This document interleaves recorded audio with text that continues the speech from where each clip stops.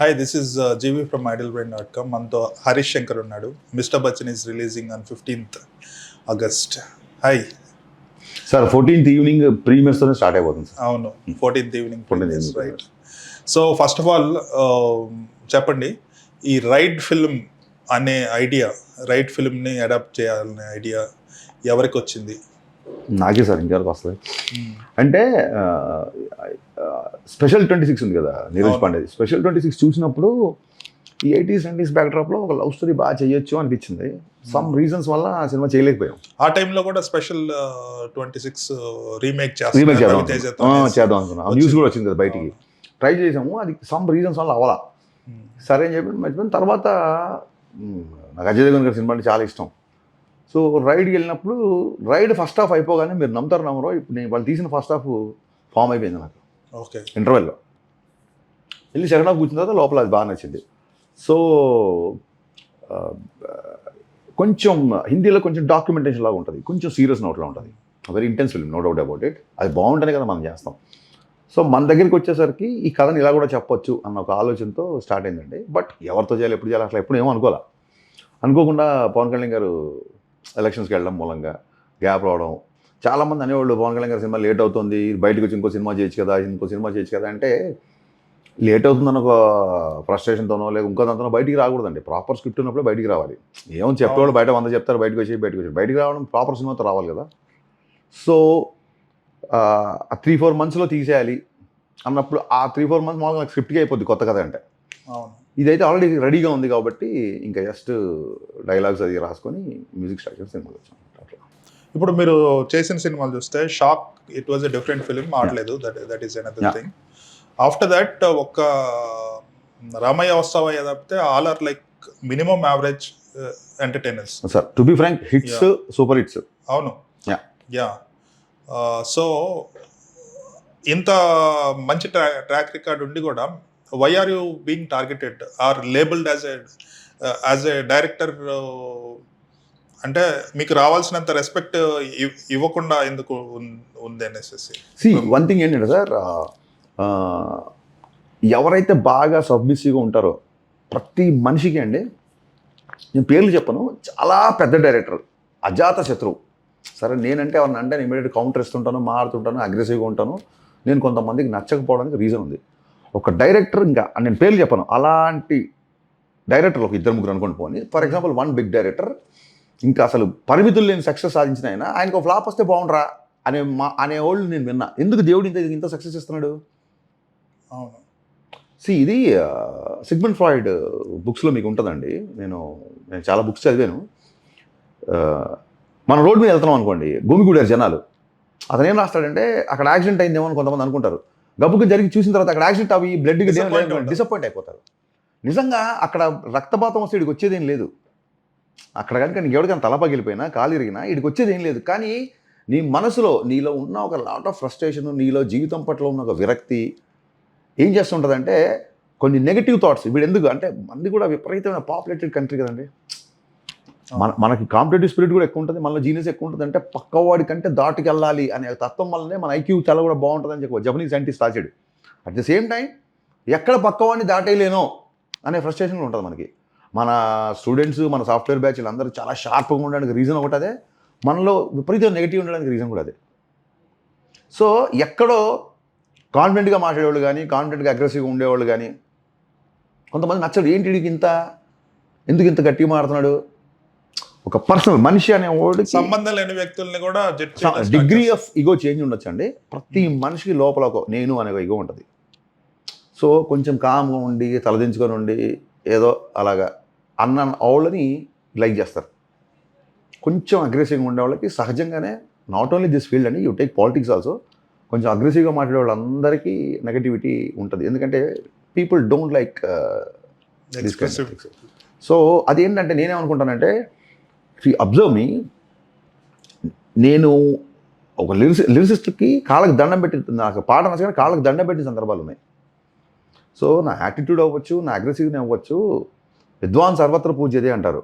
అంటే ఎవరి కాళ్ళకి దండం పెట్టాలి, ఎవరి కాళ్ళ లాగాలి నాకు బాగా తెలుసు అండి. సో సినిమా రిలీజ్ అవుతుంది కదా, ఇప్పుడు ఒకవేళ గబుక్కుని ఏమైనా మాట్లాడితే రేపు ఏమైనా అంటారేమో, ఇంకేమైనా రాస్తాం. నా మీద రాసినన్ని రాతలు చాలామంది మీద రాశారు, నేను ఒక్కని పెద్ద నా మీదే అందరు మీడియా టార్గెట్స్ ఎప్పుడు అను, కానీ నా మీద విపరీతంగా రాసేసారు, విపరీతంగా. అసలు ట్విట్టర్లో అవ్వచ్చు, వెబ్సైట్లో అవ్వచ్చు.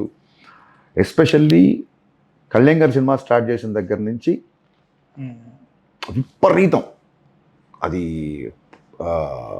పొలిటికల్గా కొంతమందికి అతను నచ్చకపోవడమో, లేకపోతే ఫ్యాన్స్ కొంతమంది వేరే పొలిటికల్ అఫిలియేషన్ పెట్టుకోవడం, అదేదో తెలియదు. కానీ ఉస్తాద్ భగత్ సింగ్ జరిగినంత కాలం విపరీతం. మీకు తెలుసు కదా 261 ట్వీట్స్ టీజర్ తెరి ఆపేయండి అని చెప్పి, తెరి రీమేక్ అంట కదా, ఆపేయండి అని 2 lakhs ట్రెండింగ్ వచ్చింది ఆపేయమని.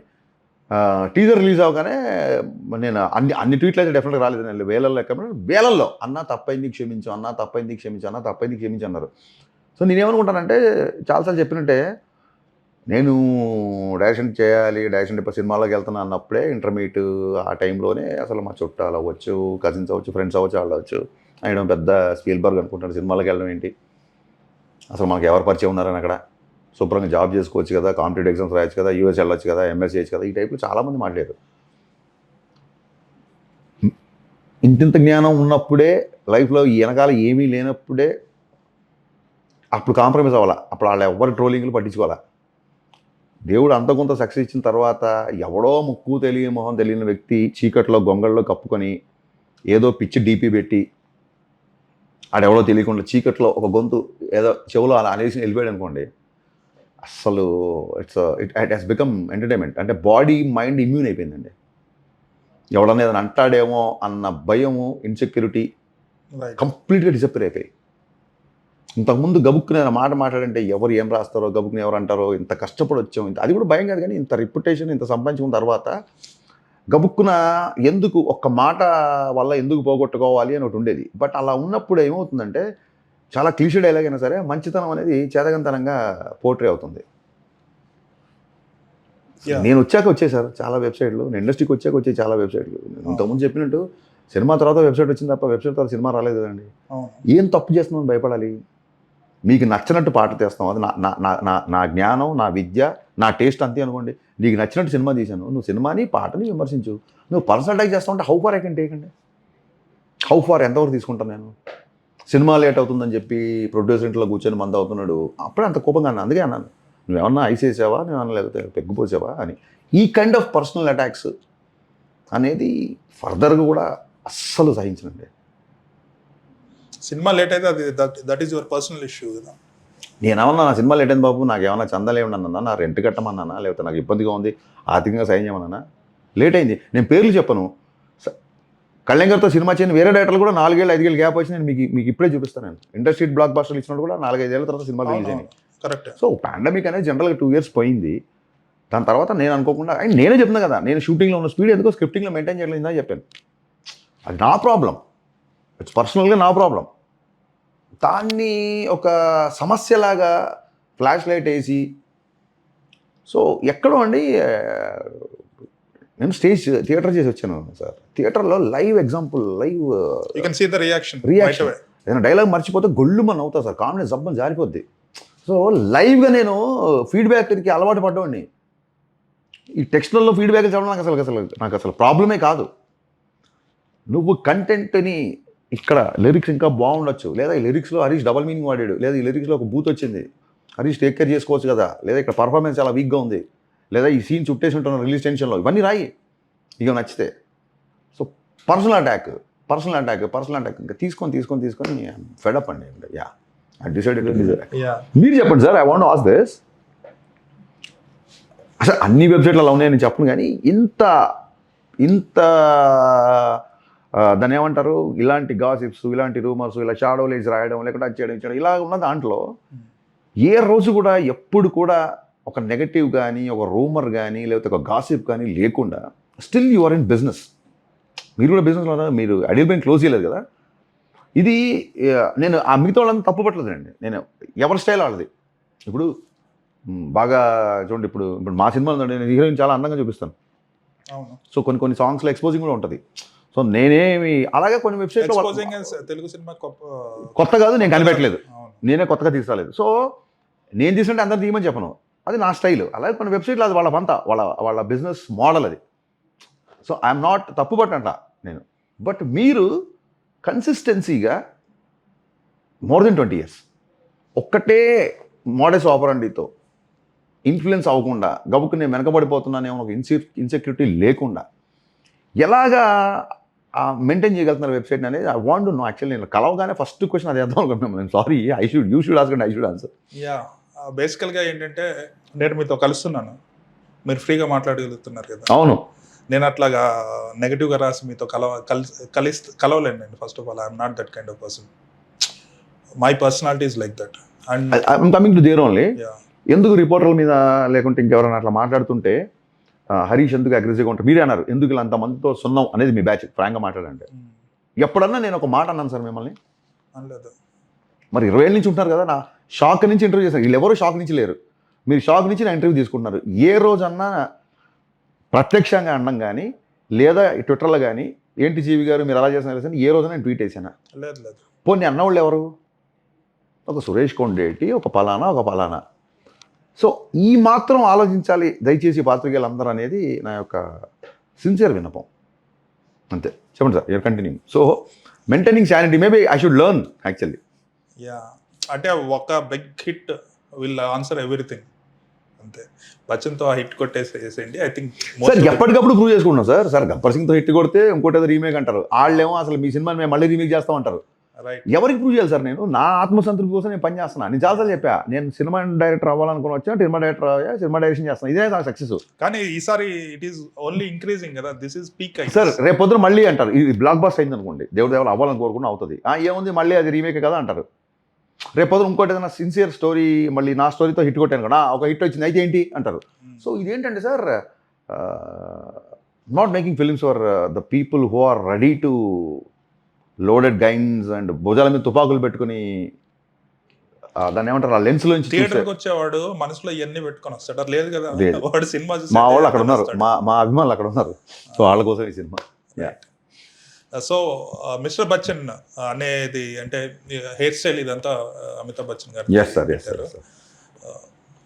సో ఈ క్యారెక్టరైజేషన్ గురించి చెప్పండి సార్. అంటే ఫస్ట్ మిస్టర్ బచ్చన్ నామ్తో సునా హోగా అని పెట్టాం. సో ఐటీ డిపార్ట్మెంట్లో ఇతని పేరు చాలా పాపులర్. సో ఎక్కడైనా సరే నామ్తో సునా హోగా అంటే ప్రతి ఒక్కరికి తెలుసు ఒక బచ్చన్ అనేవాడు ఉన్నాడు. మిస్టర్ బచ్చన్ అంటే బచ్చన్ అనే పేరు ఎందుకు వచ్చింది ఒక తెలుగు హీరోకి కథలో అనేది చిన్న క్యూరియాసిటీ పాయింట్ సార్. చిన్న ఫన్నీగా ఉంటుంది, అది థియేటర్లో చూస్తే బాగుంటుంది.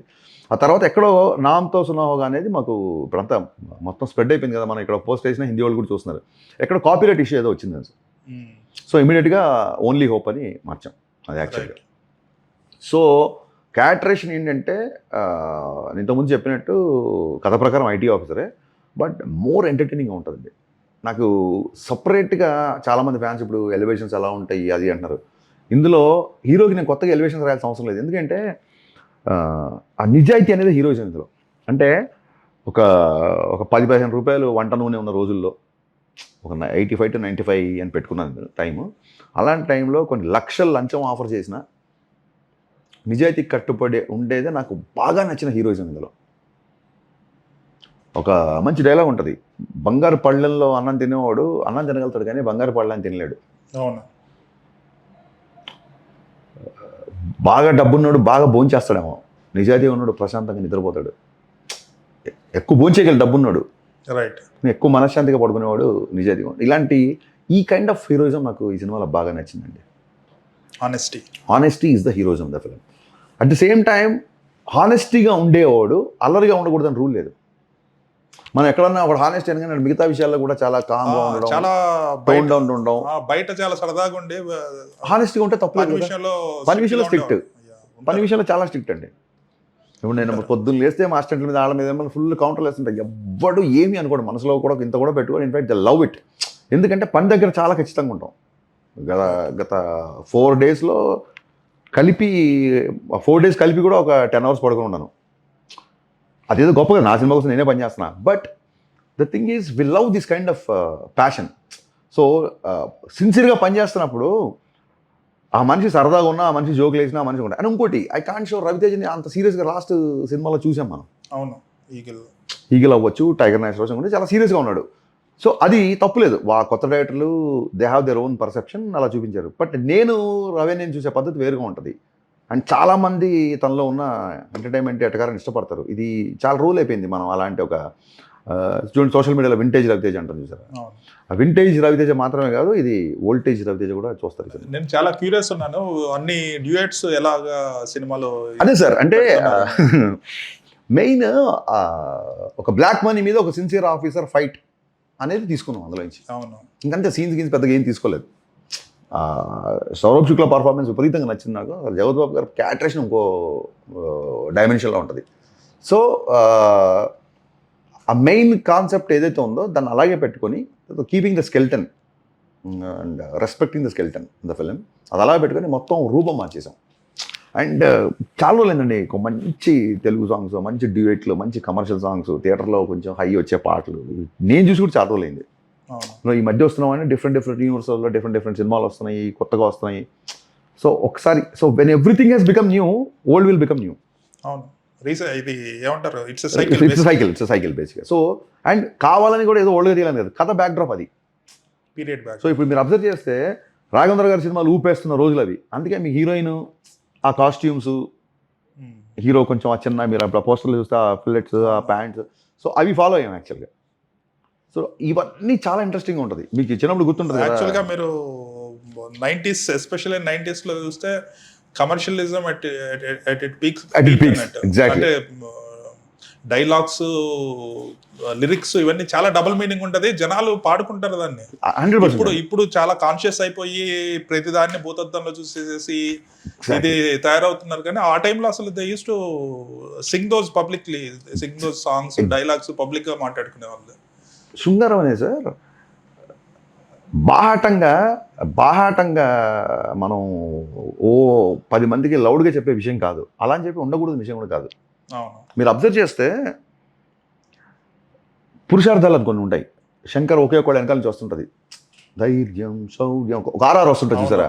పురుషార్థాలు అంటే ప్రతీదీ ఒక పురుషుడు, ఒక మనిషి జీవితంలో సంపాదించిన వేదాల్లో చెప్పారు. అందులో కామం ఒక్కటే రెండిట్లలో ఉంటుంది, పురుషార్థాల్లో ఉంటుంది, మనం వదిలేసుకొని ఉంటాయి కొన్ని. వదిలేసిన దాంట్లో కామం ఉంటుంది, సంపాదించిన దాంట్లో కామం ఉంటుంది, మిగతా ఏవి కామన్గా ఉండదు. ఈ రెండిట్లలో ఒకటే కామన్గా ఉంటుంది. పురుషార్థాలు ఒకటి, నెక్స్ట్ మర్చిపోయాను సార్, కామక్రోధ లోభ మోహ మదమాత్సర్యాలు అంటారు వదలాల్సినవి. ఆ వదిలేసిన దాంట్లో కూడా కామం ఉంటుంది. కామంతోనే స్టార్ట్ అవుతాయి. సో వేదాల్లో ఏం చెప్పారంటే కామం అనే దాన్ని తీసుకొని వదిలేయాలి మళ్ళీ ఒక ప్లేస్లో. అది అలా లైఫ్లో పాస్ అయ్యి వెళ్ళిపోవాలి తప్ప అక్కడ స్టక్ అయిపోకూడదు. అలా అని చెప్పి దాన్ని టచ్ కూడా ఉండకూడదు. I follow that kind of romance in the film. Just touch and గోలా ఉంటుంది. ఇప్పుడు ఏమైపోయిందంటే మేకర్స్కి గబుక్కున ఒక లైన్ రాయాలన్నా, లేకపోతే ఇంకేం చేయాలన్నా, ఫస్ట్ ఇది రాయాలంటే రేపు పొద్దున ఎవరేమంటారో అన్న ఒక ఇన్సెక్యూరిటీ స్టార్ట్ అయింది. ఈవీ గారు ఇప్పుడు సినిమాలు తీసే పరిస్థితి ఏంటి అసలు? సోషల్ మీడియాలో 4th world war 5th world war అయిపోయింది. ఎందుకు సార్ ఈ గారికి వెళ్తున్నారు? ఒక కన్విక్షన్తో తీసిన సందీపం కానీ, love his attitude and his writing ఎంత ఆడేసుకున్నారని నాకు అర్థం కాదు. ఓకే, విపరీతంగా ఆడుకున్నారు. మరి ఈ 1100 కోట్లు కలెక్ట్ చేస్తే ఎందుకు కలెక్ట్ చేస్తే ఎవరు చూశారని? అది కాదు, మీరు ఆడేస్తారంటున్నారు. ఎవరేం మాట్లాడారు అనేది ఎవరికి గుర్తులేదు. సందీపంగా వాళ్ళకి ఇచ్చిన ఆన్సర్ గుర్తుంది 100% కదా. 100% సందీపంగా ఏం రిటార్ట్ ఇచ్చాడనేది గుర్తుంది అందరికీ. అతను ఎవరు ఏమన్నది గుర్తులేదు. బట్ అంత రిటార్ట్ ఇవ్వడానికి కారణం కొన్ని కోట్ల గొంతులు. అవును, మేబీ ఈ సైలెన్స్ ఎంటైర్ ఇది యాక్చువల్గా యానిమల్ అనేది జెండర్ ఇష్యూస్, అంటే ఫెమినిజం యాంగిల్, జెండర్ ఈక్వాలిటీ, ఆ రేంజ్కి వెళ్ళారు. అంటే దే ఆర్ ఒక పర్టికులర్ సీన్ని సపరేట్గా చూసి మాట్లాడుతున్నారు. హోల్ పర్స్పెక్టివ్లో డైరెక్టర్ హీరో క్యారెక్టరైజేషన్ ఎలా రాశాడు, అతని ట్రావెల్ ఏంటి, అతని జర్నీ అంటే, ఆ జర్నీలో ఒక పార్ట్లో one he was at his weakest moment physically and mentally, అప్పుడు జరిగిన విషయం అది. అంటే ఎలా ఉంటుందంటే sir, every time before you start something you thinking of others. అవును, వాళ్ళు ఏమనుకుంటారు అనేసి యు ఆర్ కాంప్రమైజింగ్. దుర్యోధన అనే క్యారెక్టర్ని సుయోధన అని పెట్టి, సుయోధుడు అంటే ఎవరండి? సుకవి అంటే మంచి కవి. సు అనేది ఎప్పుడు వాడతాం మనం? సురులు అసురులు, మంచిదానికి సు అని స్టార్ట్ చేస్తాం. తెలుగులో బేసిక్ ఉన్న వాళ్ళు ఎవరికైనా అర్థం అవుతుంది. దానవీర సురకన్నా చూస్తే సుయోధన అంటాడు, అందులో దుర్యోధనుని సుయోధన అంటాడు. అండ్ స్టోరీ మొత్తం కర్ణుడి సపోర్ట్, దాన వీర శూర కర్ణ అంటే అర్జునుడు తక్కువనా లేకుంటే ధర్మరాజు తక్కువనా భీముడు తక్కువనా, కర్ణుడి మీద సినిమా చేస్తాడు. అందులో మెయిన్ ప్రొటగనిస్ట్ ఎన్టీఆర్ గారు పెట్టుకొని ద్రౌపదిని పిలిచి 10 మందిలో గుడ్డలు చీర వస్త్రాపహరణ అంటాడు. అవును. ఈ రోజుల్లో కనుక ఇప్పుడు అలా తీస్తే అంత పెద్ద హీరో ఎలా 10 మందిలో అమ్మాయిని నేను చీర ఇప్పిస్తానని చెప్పి గొడవ చేస్తారా? వీళ్ళకి భారతం తెలుసా? ఒక నెగటివ్ని చూపించకపోతే ఒక మంచి అనేది ఎలా హైలైట్ అవుతుంది? పాపం నాకు సందీప్ని చూస్తే కబీర్ సింగ్ ఎలా అలా విపరీతం. కబీర్ సింగ్ అనేది క్యారెక్టరేషన్, అతనిలా ఉండదు. కబీర్ సింగ్లా ఉండమని అందరూ చెప్పట్లేదు కదా. అవును. పుష్ప క్యారెక్టర్ గంధ చెట్లు నరుకుతూ ఉంటాడు అవును కదండి.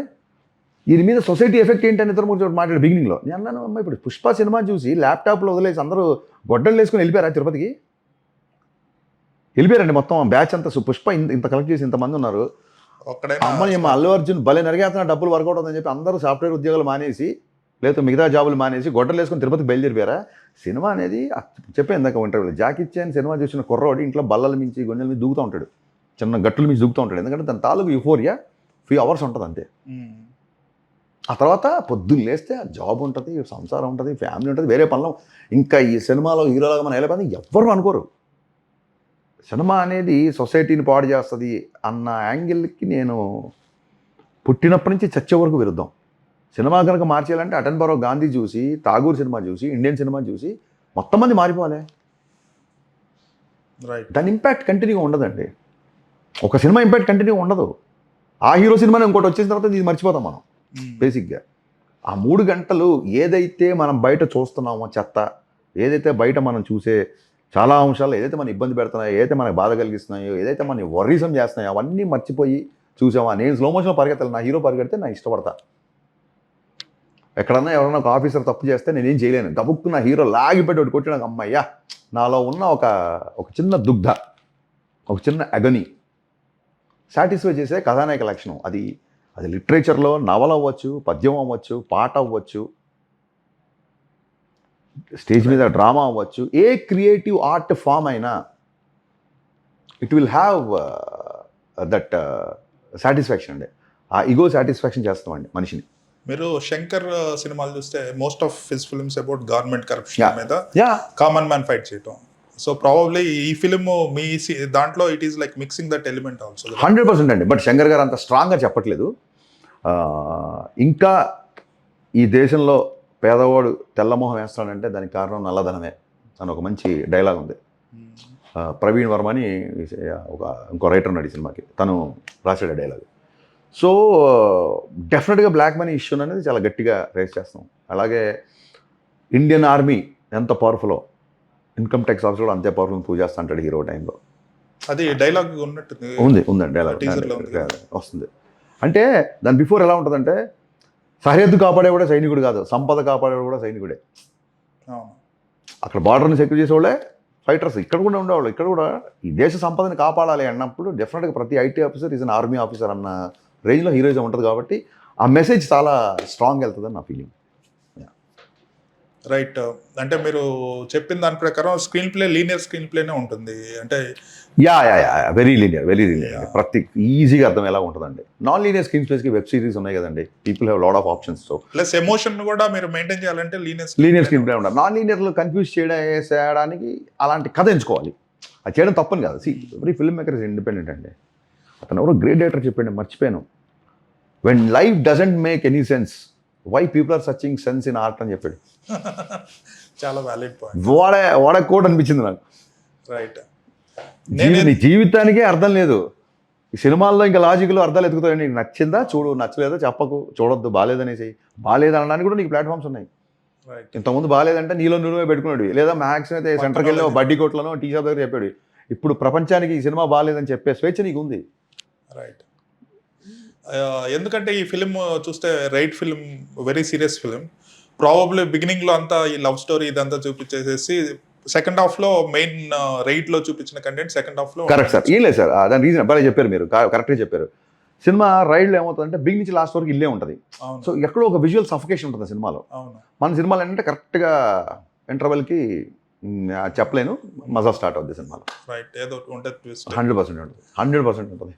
బట్ ఇందా చెప్పినట్టు ఇంత జనాలు ఇంత క్రిటిసైజ్ చేస్తున్న దాంట్లో కూడా ఇప్పుడే నేను ఇంటర్వ్యూకి వస్తున్నప్పుడు చూశాను, ఇలాంటి ఒక ఫాస్ట్ లైఫ్లో, ఇలాంటి ఒక బిజీ లైఫ్లో కూడా ఎన్ని మెసేజ్లు వచ్చాయంటే నాకు నేను రిలీజ్ చేసిన పాటకి, ఇప్పుడు వింటున్నా నీ గాత్రం, ఏంటంటే ఆత్రం, చూస్తున్నా ఈ చిత్రం, గోలేనా నీ గోత్రం, ఈ లైన్స్ ఎంతమంది పెట్టారంటే సో ఐమ్ వెరీ హ్యాపీ. నేను అంటే లిరిక్స్ కూడా ఆడియన్స్కి రీచ్ అవ్వాలి అని నేను బిగినింగ్ నుంచి చేస్తున్న ప్రయత్నంలో లిరిక్స్లు అందరితో వీడియోలు తీసి ఈ పాట ఈ వ్యక్తి రాశాడు, ఈ పాట ఈ వాళ్ళ క్రెడిట్ వాళ్ళకి రావాలని చెప్పి చేస్తున్న ఈ ప్రయత్నం జనాలకి ఈ జిక్కి సాంగ్ ద్వారా రీచ్ అయిందండి. I'm very happy. అండ్ జనాలు చాలామంది ఈ లిరిక్స్ పోస్ట్ చేస్తున్నారు.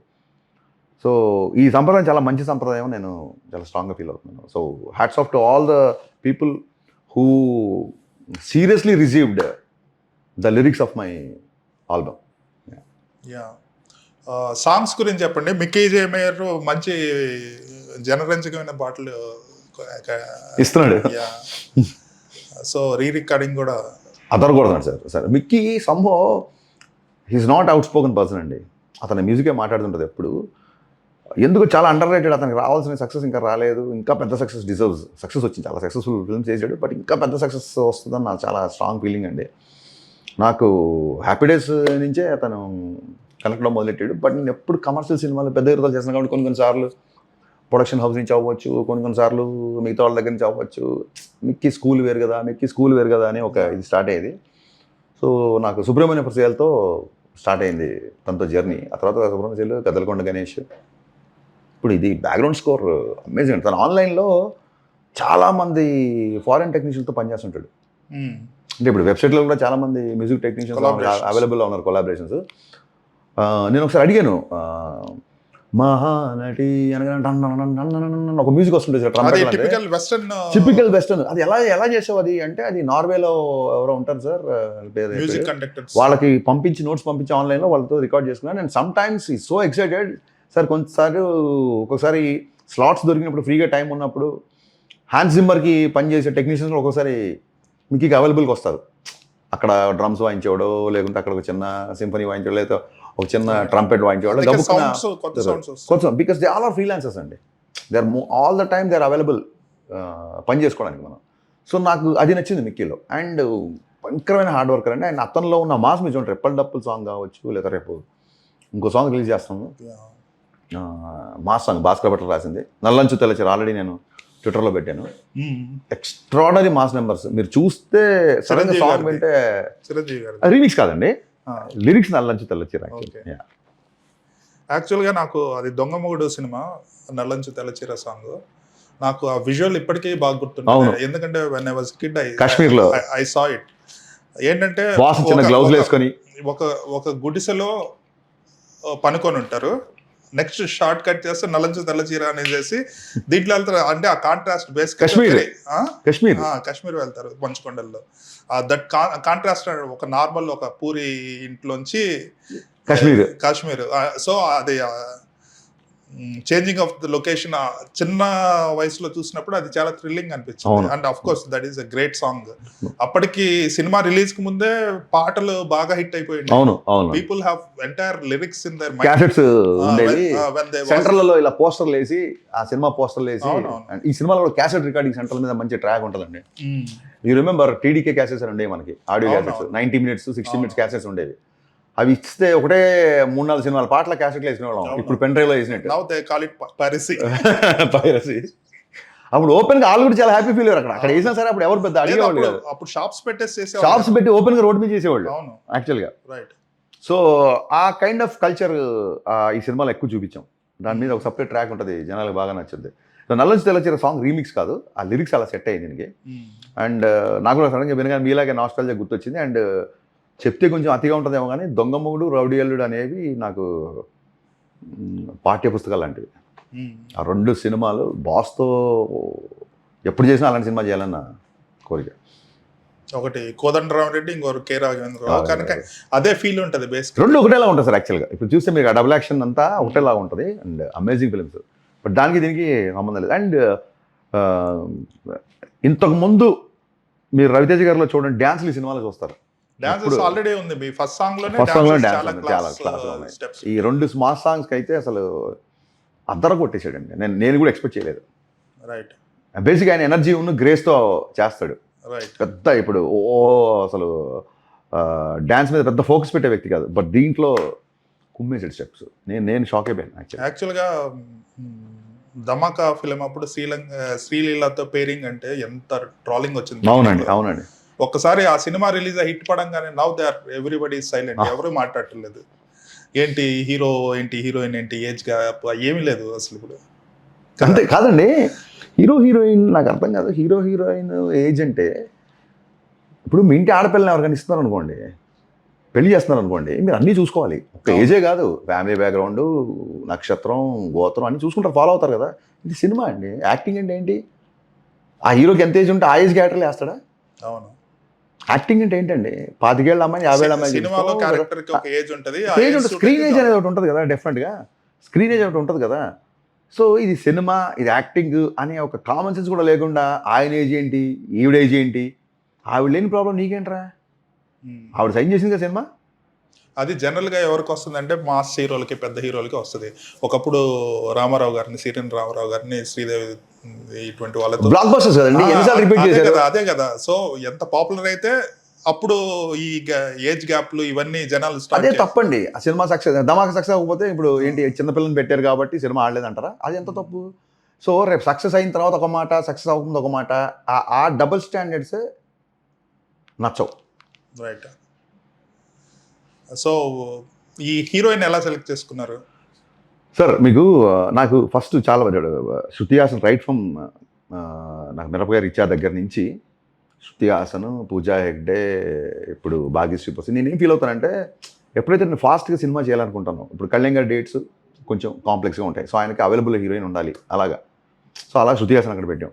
నేను సినిమా ఫాస్ట్గా ఫినిష్ చేయాలనుకున్నా, బిజీ హీరోయిన్ వద్దు అనుకుంటాను నేను, మళ్ళీ ఆవిడ వల్ల మనకి డేట్లు ప్రాబ్లం ఉండకూడదని. సో అలాంటప్పుడు I go for new heroine. మరి అది అలా కుదురుతుంది అంతే. ఐ మీన్ నేను అనుకున్నప్పుడు నాకు నచ్చిన అమ్మాయిని ఆడిషన్ చేస్తే అమ్మాయి క్యారెక్టర్ బాగుంటుందని. నేను ఈ సినిమా కొత్త అమ్మాయికి వెళ్ళిన రీజన్ ఏంటంటే 90s ఒక లవ్ స్టోరీ జరుగుతూ ఉంటుంది. అవును.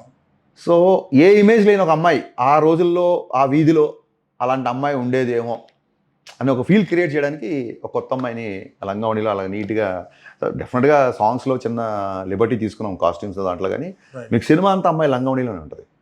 చాలా పద్ధతిగా మన పక్కింటి అమ్మాయి, మన వీధిలో ఒక అమ్మాయి ఎలా ఉంటుందో అలాగే ఉంటుంది సినిమా. మీరు గమనిస్తే పూజా హెగ్డే కానీ, శృతి హాసన్ కానీ, they were not having big success before your films. దాని తర్వాత they became very busy and top hero. ఎంత బిజీ అంటే మళ్ళీ నేను అడిగిన డేట్ల దగ్గర పేజీ పెట్టేంత బిజీ. సార్ మనం చాలా క్లాస్గా ఇంటర్వ్యూ చేద్దాం అనుకుంటున్నాం, మళ్ళీ మీరు నాతో ఏదో చెప్పేస్తున్నారు. ఓకే. సో ఆ హీరోయిన్ సెలెక్షన్ అనేది కూడా యూ హ్యావ్ రైట్ జడ్జిమెంట్ అన్నట్టు. అంటే మాసెస్కి ఏది నచ్చుతుంది అనేది మీరు ముందే ప్రెడిక్ట్ చేసి you're probably giving that best mass output of that heroine in terms of the glamour కానీ. ఎందుకంటే పూజా హెగ్డే డీజేలో డాన్సెస్ అబుదాబిలోనే అక్కడ రోడ్ మీద స్టెప్స్, అవును, అది అవన్నీ చాలా తర్వాత చూస్తే తెలుస్తుంది అరే ఎంత బాగా చేసింది అనేసి, ఆఫ్టర్ షీ బికేమ్ పాపులర్. ఇంకొకటి వచ్చేసేసి మీరు ప్రొడ్యూసర్ గురించి చెప్పండి సార్. విశ్వప్రసాద్ గారు is a gem of a producer అండి. Right question sir. విశ్వప్రసాద్ గారు ఏ రోజు షూటింగ్లో ఇంత చిన్న ప్రొడక్షన్ ఇష్యూ రాలేదండి. ఇంత ప్యాషనెట్ ప్రొడ్యూసర్ అంటే ఆయన 24 hours, and not only production అండి, పబ్లిసిటీలో ఇంత యాక్టివ్గా కేర్ తీసుకున్న ప్రొడ్యూసర్ ఇప్పుడు నేను చూడలేదు. ఇవాళ మిస్టర్ బచ్చన్ ప్రమోషన్స్ అన్నీ చాలా బాగున్నాయి, రీచ్ అవుతుందంటే విశ్వప్రసాద్ గారు బిహైండ్ ఇట్ కాదు, బిహైండ్ ఎవ్రీబడి. కాల్ చేశారు, అక్కడికి వెళ్ళారా సార్, ఆ ఇంటర్వ్యూ అయిపోయిందా సార్, ఎక్కడికి వెళ్ళారా, లేకుంటే అక్కడ పబ్లిసిటీ చేద్దాం, ఇలా పబ్లిసిటీ చేద్దాం, ఇప్పుడు ఫ్రెండ్షిప్ డే ఈవెంట్ ఏదో చేస్తున్నాం, ఆ తర్వాత ప్రీ రిలీజ్ ఈవెంట్ అక్కడ చేద్దాం, ఇక్కడ చేద్దాం. 24 hours అంటే ద బెస్ట్ బిజినెస్ మ్యాన్ అండి. ఒక టేస్ట్ ఉన్న బిజినెస్ మ్యాన్ సినిమా రంగంలోకి వస్తే ఎలా ఉంటుందో దట్ ఈజ్ విశ్వ గారు అండి. అండ్ అసలు ఇన్సెక్యూరిటీ ఉండదు. మార్కెట్ ఏంటి, అదేంటి, ఇదేంటి, ఎలా చేద్దాం, ఇది మార్కెట్, దీనికి ఇంత సేలబిలిటీ ఉందా లేదా, చూడండి ఆయన రకరకాల విచిత్రమైన కాంబినేషన్లు సినిమా ట్రై చేస్తుంటారు. So very very very happy to work with Vishwaprasad అంటే ఫ్యూచర్లో కూడా పీపుల్ మీడియా ఫ్యాక్టరీకి విశ్వప్రసాద్ గారికి నేను మరిన్ని సినిమాలు చేయబోతున్నాను. I can happily share this. నేను రీసెంట్గా ఒక క్యాలిక్యులేషన్ వేసాను. పాండమిక్ తర్వాత అంటే 2021 అండ్ ఆన్వర్డ్స్ రవితేజ గారు 8 films 9 films చేశారు. నెక్స్ట్ వచ్చేసి శర్వానంద్ 5 films చేశారు. తర్వాత మాక్సిమం ఎవరైనా 4, ఇంకొకరైతే 1-2 పెద్ద పెద్ద హీరోలు కూడా. అంటే 5 years 4 years లో ఇన్ని తక్కువ అందరూ చేస్తుంటే రవితేజ గారు అంత ఫాస్ట్ చేశారు. People media factory this is third release of this year. అవును. రైట్. మీరు you are a very fast film maker. మీరు సినిమాలు తక్కువ చేసినా కూడా whenever you do it in a very producer friendly manner. ఇప్పుడు మీరు ముగ్గురు కలిసారు కాబట్టి ఇంత తొందరగా 100% చెప్పారండి. 100% కరెక్ట్ చెప్పారు. అసలు రవి అన్నయ్య అయితే డే అండ్ నైట్ వర్క్. ఆయన అసలు షూటింగ్ ఒక్కరోజు గ్యాప్ ఇస్తే వదిలేవాళ్ళు కాదు. అది దేని గ్యాప్ రేపు ఏంటి రీజన్ అంటే ఇది లేదు, అయితే ఈ సీన్ చేద్దాం, లేకపోతే ఆ సీన్ చేద్దాం, లేకపోతే ఈ సీన్ చేద్దాం, అంత ఎనర్జీ పెట్టారు. ఆయన ఏ స్టేజ్కి వెళ్ళిపోయారంటే రవితేజ ఎనర్జీ అంటే ఆయనకి ఇప్పుడు ప్రతి వాళ్ళు ఎనర్జీ అనేసరికి ఆయనకి చిరాకు వస్తుంది. ఎనర్జీ అంటే ఈజ్ ఎ వర్కాలిక్ అండి. పని పని పని తప్ప ఇంకో ధ్యాస ఉండదు, ఇంకో మాట ఉండదు. పక్కడు గురించి ఒక మాట మాట్లాడడం కానీ, లేకపోతే ఎవరైనా కామెంట్ చేయడం కానీ, ఈ బిచ్చింగ్లు కానీ ఏమీ ఉండవండి. జస్ట్ ఏమైనా ఎంటర్టైనింగ్ మేమ్స్ ఉంటే సరదాగా చూసుకొని నవ్వుకుంటూ ఉంటారు. షార్ట్ గ్యాప్లో షార్ట్ రెడీ అనగానే 2 సెకండ్లో వచ్చేస్తారు. అండ్ ఫస్ట్ డైరెక్టర్ వెనకాల పడుతూ పని చేయించే హీరో. మేబీ అందుకే అప్పుడు మీకు తెలియని ఏమన్నా ఆల్రెడీ సితారా వంశీ గారి సినిమా భాను సినిమా స్టార్ట్ అయిపోయింది. షూటింగ్ కూడా చాలా అయిపోయింది షూటింగ్.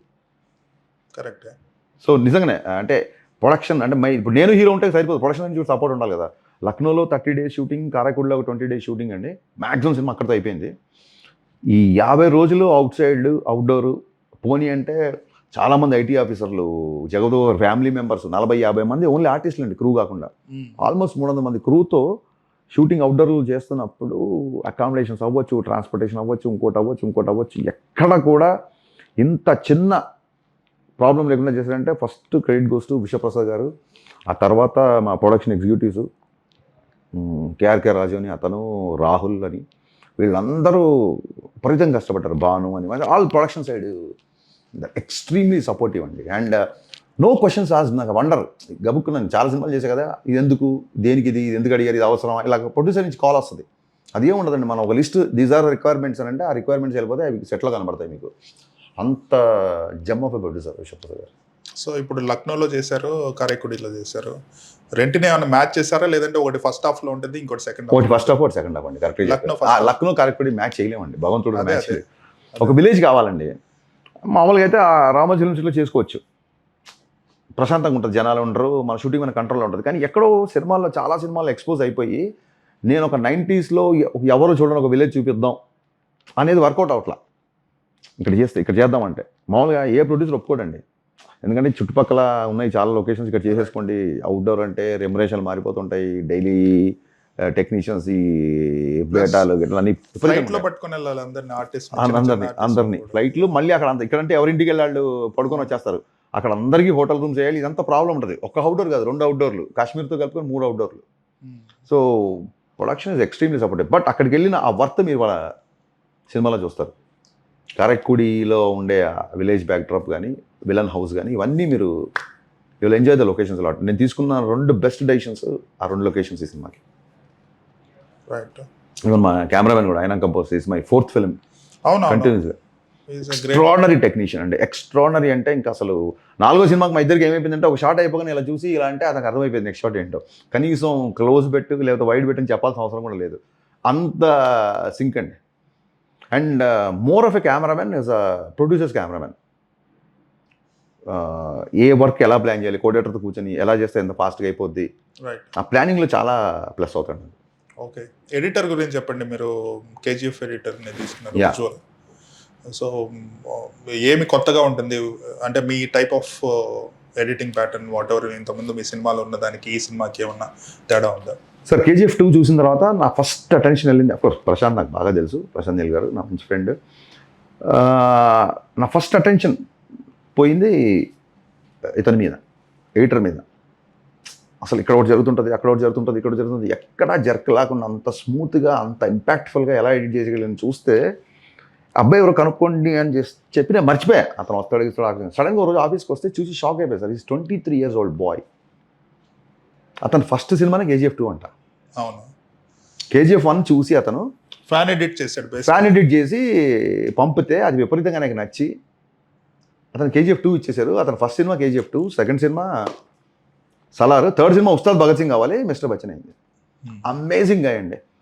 అసలు నా లైఫ్లో ఫస్ట్ టైం ఎడిటర్ని రమ్మానండి అని కాల్ చేయాల్సిన అవసరం పడలేదు ఈ సినిమాకి. 24 hours ఎడిటింగ్ రూమ్లోనే ఉంటాడండి. 24 అవర్స్. ఈవెన్ కొన్ని సీన్లు కూడా ఈ సీన్ ఇక్కడ వరకే చూపించండి, దీని తర్వాత ఇక్కడ ప్లే చేద్దాం అని చెప్పి అతను, అంటే నేను చెప్పాను కదా సార్, ఎవరి క్రెడిట్ మనం తీసుకోకూడదండి, మనకు ఆ పాపం వద్దు. ఒక డైలాగ్ కి వేరే రైటర్ పేరు చెప్పారు. 100% sir. I don't have that insecurity అండి. ఇది ఇతను రాశాడని చెప్తే ఏమని అనుకుంటారేమో, ఇది ఇతను చెప్పాడని చెప్పిన అది లేదండి. నా టీం నాతో పాటు ఎదగాలి. ఈ అబ్బాయి నా స్క్రీన్ ప్లే కూడా క్లైమాక్స్లో చేంజ్ చేశాడు కొంచెం. అతను చూపించిన సార్ ఇది ఈ సీన్ ఇక్కడ చూపిస్తే బాగుంటుందేమో అని చెప్పాడు. నేను ఫిదా అయిపోయా. సో వెరీ టాలెంటెడ్ అండి, very talented guy. I hope reaches more heights. Right. ఇప్పుడు పోస్ట్ పాండమిక్ పీపుల్ చేంజ్ అయిన పర్సెప్షన్స్, అవును సార్, థియేటర్ హ్యాబిట్స్ నేనే చాలా చేంజ్ అయ్యానండి. Every person is change. So మీరు కొత్తగా వచ్చే న్యూ క్రౌడ్స్కి కమర్షియల్ సినిమాని ఎలాగా రీఇంట్రడ్యూస్ చేయబోతున్నారు విత్ మిస్టర్ బచ్చన్? సో ఏం లేదు సార్, ఒక స్టార్తో సినిమా తీస్తున్నప్పుడు, హీరోతో సినిమా తీస్తున్నప్పుడు హీరోని చూడాలనుకుంటారు. ఒక కథే హీరో అయ్యే సినిమాలు వేరే ఉంటాయి. ఆ కథలో ఎవరున్నా కథని చూస్తారు. ఒక స్టార్ ఉన్నప్పుడు కథను కుక్కేస్తే ఆ స్టార్కి స్పేస్ ఉండదండి. నేను ఒక పవన్ కళ్యాణ్ గారిని చూడాలనుకుంటాను సినిమాలో. చూడాలనుకున్నప్పుడు ఆయన డ్యాన్సెస్ ఎలా ఉంటాయి, ఆయన ఫైట్స్ ఎలా ఉంటాయి, ఆయన మ్యానరిజమ్స్, వీటికి ఒక స్పేస్ ఇవ్వాలి. రవితేజ గారి ఎట్టకారానికి, రవితేజ గారి ఎంటర్టైన్మెంట్కి, రవితేజ గారి హీరోయిజానికి ఒక చిన్న స్పేస్ ఇవ్వాలి. సో ఎవరైతే అంటే మిస్టర్ బచ్చన్కి లోంచి ఏదైతే కమర్షియల్ అంటున్నారో, ఏదైతే ఒక హీరోయిజంని చూడాలనుకుంటామో, ఒక ఎంటర్టైనింగ్ హీరోయిజం అని చెప్పేది. ఎంటర్టైన్మెంట్ అంటే మీకు తెలుసు, మనం ఒకసారి మాడుకున్న ఫోన్లో, ఎంటర్టైన్మెంట్ ఓన్లీ కామెడీ కాదు, సాలిడ్ చేజ్ అవ్వచ్చు, లేకపోతే ఎక్స్ట్రాడినరీ డైలాగ్ అవ్వచ్చు, విలన్ దగ్గరికి వెళ్ళి ఒక వార్నింగ్ అవ్వచ్చు, బ్యూటిఫుల్ లవ్ స్టోరీ అవ్వచ్చు, any emotion which will give you goose bumps, which will give you high is an entertainment. James bond cinema గురించి మాట్లాడుకున్నాం మనం. బిగ్గెస్ట్ ఎంటర్టైనర్స్ అంటే అన్ని బాండ్ సినిమాలే. అలాగా ఒక చాలా రోజుల తర్వాత ఒక ప్యాక్డ్ ఫ్యామిలీ అంతా వెళ్ళి చూసే ఒక బిగ్గెస్ట్ ఎంటర్టైనర్కి I think this will be an example. It will become an example definitely. Right. So Ustaad Bhagat Singh గురించి కొంచెం చెప్పండి ఫ్యాన్స్ కోసం. కొంచెమే షూటింగ్ అయిందండి, కొంచెమే చెప్పాలి. ఎంత జరిగింది? ఒక 30% షూటింగ్ అయిందండి. పవన్ కళ్యాణ్ గారు ఒక 14 to 16 days పనిచేశారు. సో సెప్టెంబర్ నుంచి ఆయన షూటింగ్ రెజ్యూమ్ చేస్తా అంటున్నారు. సో ఆయన ఎప్పుడు వస్తే అప్పుడు, నేను గతంలో చెప్పినట్టుగానే ఒక గబ్బర్ సింగ్ లాగా అంతకు మించి ఉస్తాద్ భగత్ సింగ్ అనేది ఫ్యాన్స్ మళ్ళీ మళ్ళీ మళ్ళీ మళ్ళీ చూసి లైఫ్లో చూడండి, ఒక DVD, ఒక నవల మనకు నచ్చింది దాచేసుకుంటాం కదా, ఫర్ ఎవర్ లైబ్రరీలో పెట్టుకునే ఒక సినిమా అవుతుంది అని ఆశిస్తూ ప్రయత్నిస్తున్నాం. రైట్. ఇప్పుడు మీ ఫ్యూచర్ కోర్స్ ఆఫ్ యాక్షన్ ఏంది? ఈ సినిమా రిలీజ్ అవుతుంది, ఆ ఫిల్మ్ ఎప్పుడు స్టార్ట్ అవుతుందో తెలియదు. So you're going for another film or you're waiting for that film too? Sir it depends on the schedules అండి. నేను పాండమిక్లో ఎవరి రీజన్ కదా sir, I don't blame anyone. నా సక్సెస్కి చాలామంది టెక్నీషియన్లు చాలామంది ఉండొచ్చు కారణం, కానీ నా ఫెయిల్యూర్ నేను ఎవరిని బ్లేమ్ చేయనండి. సో నేను వాట్ ఎవర్ ద రీజన్స్, అది పాండమిక్ అవ్వచ్చు, ఇంకోటి అవ్వచ్చు, ఒక 4 years గ్యాప్ ఏదైతే ఉందో I'm going to compensate it. నేను ఖాళీగా లేను, నేను కథలు రాసుకున్నాను. సో ఈ 4 yearsలో తీయాల్సిన నెక్స్ట్ 3 films మటుకు చాలా ఫాస్ట్గా ఉంటాయండి. ఒక 1.5 yearలో 3 films వచ్చినా మీరు ఆశపడలేదు, because I'm ready. Right. It is not that I want make more films. అలా అయితే ఇన్ని రోజులు ఇంత టైం తీసుకుని కదా, ఈ టైంలో నేను కావాల్సిన, అందుకే మీకు బయట చాలా కాంబినేషన్స్ వినిపిస్తున్నాయి. అంటే ఏదైతే సాలిడ్గా అనౌన్స్ అవుతుందో అప్పుడు చెప్దాం అవుతుంది తప్ప, మీకు బయట హరిశంకర్ పలానా అంట ఇలాగ వినిపిస్తున్నాయి బయట. ఎందుకంటే దాని రీజన్ ఏంటంటే చిరంజీవి గారిది కూడా I'm on the everything fingers crossed. So everything on the process అండి. సో డిఫరెంట్ వాళ్ళ మిగతా సినిమాలు రిలీజ్ డేట్లు, ఓటీటీకి ఆ హీరో ఇంకో సినిమా ఏదైనా ఉంటే గబుకున్నా. So there lot of other factors which are going to decide what's my next film అనేది. But the thing is now my journey will be more fast. మీరు ఇంతకుముందు ఒకసారి కలిసినప్పుడు ఒక స్మాల్ ఫిల్మ్ కాన్సెప్ట్ ఫిల్మ్స్ ఉన్నాయి, తొందరగా చేసేస్తాను 1 or 2 అవి ఇంకా ప్లాన్స్ ఉన్నాయి అలా చేద్దాం? నేను అనుకున్న సినిమా లేట్ అయితే మటుకు అలాంటి సినిమా స్టార్ట్ చేస్తాను. నేను అలా అంటే నేను అలాగా పురి గారి దగ్గర పనిచేసి వచ్చాను కదా, వెయిట్ చేయడం, గబుక్కున ఏదైనా హీరోకి కొంచెం డేట్స్ ఇష్యూ వస్తుంటే ఆ హీరో వచ్చినప్పుడే చేద్దాం అలా ఉండదండి. అలా ఉండేది ఉంటే నేను సుబ్రహ్మణ్యం సేలు కానీ ఇవన్నీ కానీ చేయను. నా దృష్టిలో ఇతను హీరో అని నేను ఫిక్స్ అయిపోతే నేను షూటింగ్కి వెళ్ళిపోతాను అంతే. నేను ఏ వ్యక్తిని, నేను సాయిధరం తేజ్ని ఎలా చూస్తానో పవన్ కళ్యాణ్ గారిని కూడా అలా హీరోగా చూస్తాను. అందుకే మీరు సాయిధరం తేజ్, మీరు సుబ్రహ్మణ్యం సేలు చూస్తే ఇంటర్వల్ బ్యాచ్ కానీ, లేకపోతే అప్పటి వరకు ఫిదా, తొలిపరమైన సినిమాలు చేసిన వరుణ్ తేజ్, గద్దలకొండ గణేష్ కానీ, ద ప్రజెంటేషన్ ఆఫ్ హీరో అనేది ఎక్కడ తగ్గదండి. ఏ హీరో అయినా సరే నేను నా హీరోలాగా చూస్తాను, నేను సినిమా చేస్తాను. కరెక్ట్. 14th నైట్ ప్రీమియర్స్ పడుతున్నాయి. ఈవినింగే. యా, ఈవినింగ్ పడుతున్నాయి. 15th డబుల్ స్మార్ట్ ఉంది. అవును సార్. ఆ నైట్ బన్నీ వాస్ గారి సినిమా ఒకటి ఆయనే దాని దాని ప్రీమియర్స్ పడుతున్నాయి. అవును సార్. సో యాక్చువల్గా 3 సినిమాలు రిలీజ్ అవుతున్నాయి, అవును. నోటబుల్ ఫిల్మ్స్, అవును. Direct right films. అవునండి.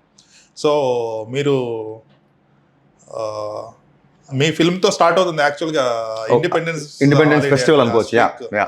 సో బేసికల్ గా మీది ఫస్ట్ హిట్ అయ్యి మిగిలినవి కూడా 1 by 1 100% అండి. 100% సార్. ఇప్పుడు సంక్రాంతికి 2 సినిమాలు హిట్ అయినట్టు, 3 సినిమాలు హిట్ అయినట్టు. ఫస్ట్ ఆఫ్ ఆల్ అసలు పూరి గారితో నాకు, నేను మొన్న చెప్పినట్టు అసలు కంపారిజన్ లేదండి. Legend director. నేను ఆయన దగ్గర పనిచేసి వచ్చినోడిని. అండ్ డబుల్ స్మార్ట్ అనేది ఇస్మార్ట్ శంకర్ ఫ్రాంచైజ్. అవును, it has more potential. Has more people అందరూ వెయిటింగ్ సినిమా గురించి.